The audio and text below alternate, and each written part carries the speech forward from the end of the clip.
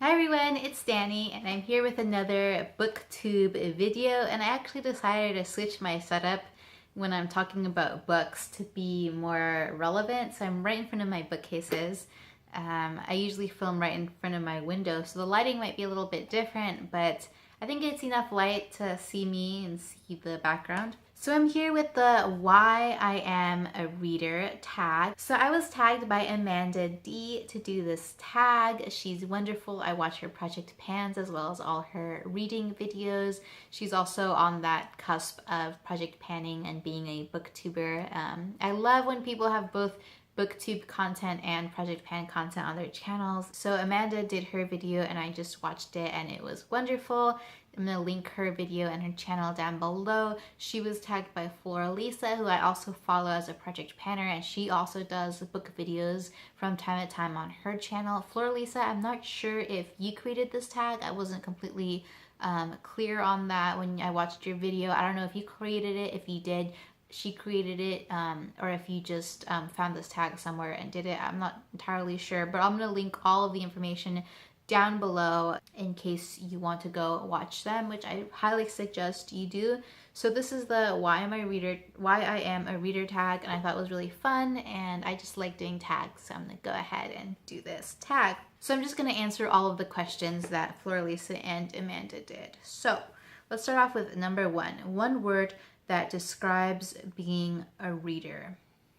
Okay, for me, that would be erudite. Erudite means having or showing great knowledge or learning, and for me, being a reader means that you're very scholarly, you're very intellectual, you enjoy the written word, and you're also learning quite a bit from reading. I often find that I'm attracted to readers as individuals and as people because I find that reading, and especially reading broadly and reading often, and by reading broadly, I mean reading all kinds of different genres, reading books from all kinds of different time periods, from all types of different cultures. I find reading at that scope makes one more prone to have a comprehensive worldwide view. I find that if you're reading often and you're reading a lot, you're learning a lot about different eras, different cultures, different times, and you just have a lot more knowledge about how the world works, how the world has worked up until this point, and how the world will continue to work. I just find readers often have a greater grasp on the worldview than non-readers because they have so much information that they're processing and that they've come into contact with. So, erudite. Question number 2 is the first book you ever fell in love with. And I think for me that kind of falls into two categories.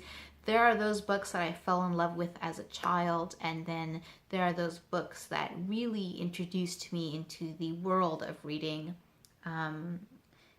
which would be around in my teens, early teens. So as a child, I wrote down a couple of books here.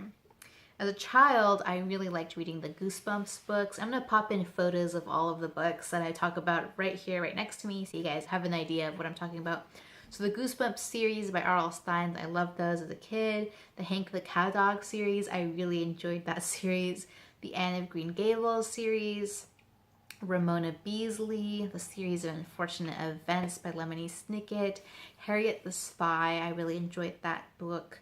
The Great Cheese Conspiracy, for some reason that book came to mind when I read this question. I also really enjoyed the Great Illustrated Classics as a child. I would often color the illustrated side with colored pencils. I would go in, I would illustrate the entire book. I would color the entire book and I would read the entire classic. So I really liked those. However, there were a couple of books that really got me into reading, and those were longer novel type books meant for older audiences. So the whole Redwall series by Brian Jacques, I've read almost every single book of that series, and I definitely want to collect those books. I've been meaning to start reading them again, just because they're so much fun, but I just haven't gotten around to doing so. Alongside that, there was Watership Down by, I think, Richard Adams. That one was a really good book. And I think the books that really opened up my eyes and started taking me from children's books to more adult books were Stephen King's books. I started reading Stephen King when I was in 5th grade, I believe. I picked up a book and I just have never looked back since. They're just amazingly written. I didn't think they were scary at all as a kid. I just thought they were great stories. I think my first Stephen King book that I ever read was Firestarter, and I really enjoyed that one. I thought it was relatively dark, and that really intrigued me as a child. I wanted something a little bit more, with a little bit more depth and a little bit more complex. So Stephen King's books really fulfilled that for me when I was really getting into reading. And after Firestarter, I read The Stand, and that still remains one of my all-time favorite Stephen King books. And The Stand was just brilliantly written, and I read the unabridged version, and it was just an entire world that was so fully realized. I still love Stephen King, but he's kind of a guilty pleasure now. Question number 3 is hardcover or paperback, and I would say both. If I had to choose one, I'd probably choose paperback, but I wouldn't choose a pulp paperback. I would choose trade paperback. Paperbacks that are a little bit more high quality are called trade paperbacks, and then the paperbacks are kind of like the fat low quality paperbacks are called pulp paperbacks. And I enjoy trade paperbacks the most. I like how they look, I like the feel of them, I like the experience of holding one and reading it. Hardcover are a little bit more hard to handle in my hands. I have small hands, but I do like hardcovers, how they look on my shelves. I think they last longer. So this is an example of a trade paperback here, and an example of a pulp paperback would be something like this. Because I'm a huge stickler for aesthetic when it comes to everything, so I always want my books to be beautiful and to be an experience when I'm reading it, because I do enjoy looking at the covers of books. And it has to be a physical copy. I don't read e-books, I don't read Kindle. I like the weight of a book in my hands, I like the smell of it, I like the artistry of the type and of the binding and of everything that went into the composition and creation of that text is something I enjoy. I'm a huge bookworm. So number 4 is books you read to comfort you, and I would have to say if I wanted to be comforted, I would probably read a Stephen King novel, and it's just so comforting to open up a book that you've read before and that you've read multiple times and just open it up to some random spot and I know exactly what's going on. I can open up a number of Stephen King's books, if not all of them, and be able to tell exactly where in the book I am, what's going on, what's happening, what's the scene, who are the characters, novels. So it's definitely super comforting to read a book like that. It's just kind of like visiting an old friend. Question number 5 is who taught you to be a reader? Who taught me to be a reader? So I was taught to read in school. I assume I read in kindergarten. I started reading in kindergarten.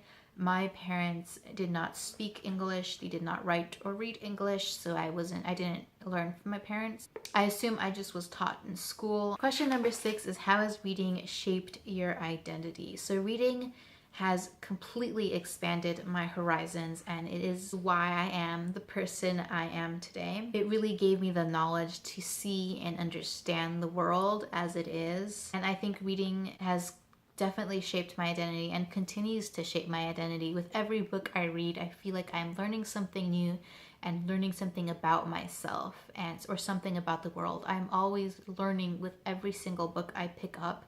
It's a constant evolution of identity if you're reading. Question number 7 kind of goes along with that, and that is what book changed your life or how you see the world?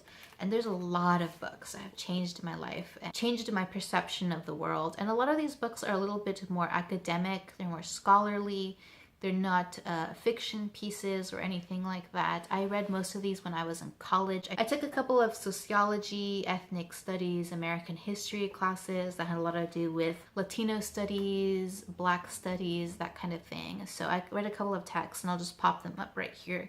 And they just really shaped my perception of things. So the first one would be White Like Me by Tim Wise, and that is reflections on race from a privileged son. It's written by Tim Wise. He's a white activist who really campaigns hard for Black and brown peoples, and his book is about being white and really understanding how being white makes one very privileged here in the US.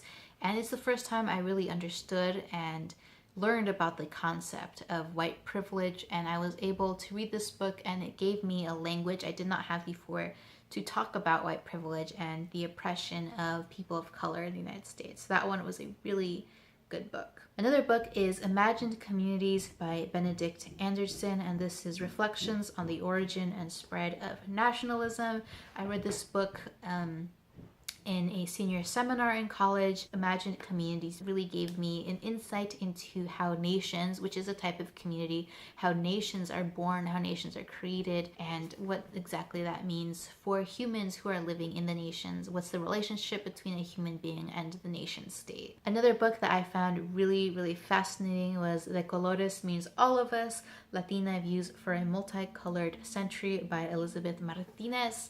This I read for a Latino studies class I took, and it really gave me an introduction to Latino studies and understanding myself as a Latina. I'm a Mexican American born in Southern California, so Southwest Chicana, and it just really made me understand my own history, my own place in the world, how I came to be a brown woman here in the United States, what that means for my future, what that means for my people, what that means for my community. Another book that was really monumental to changing how I thought was this book called Families We Choose, Lesbians, Gays, Kinship. So queerness has always been very important to me. I identify as a queer woman. My sister identifies as a queer woman as well. I think that had a lot to do with our upbringing, how we grew up in a very misogynistic, abusive household.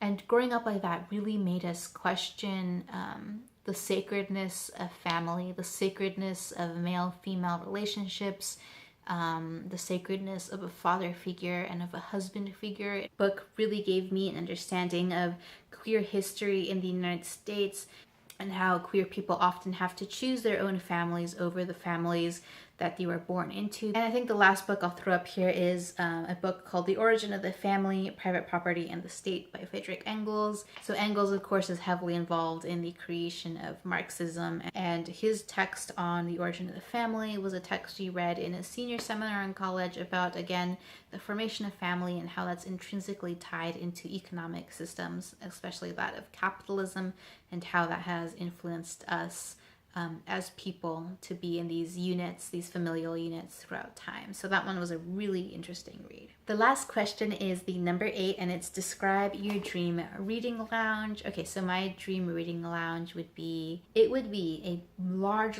room completely filled with bookcases, much like this. It would just be walls would be lined with bookshelves, and there would be lots of natural light. I love reading by natural light. It's the best light to read by.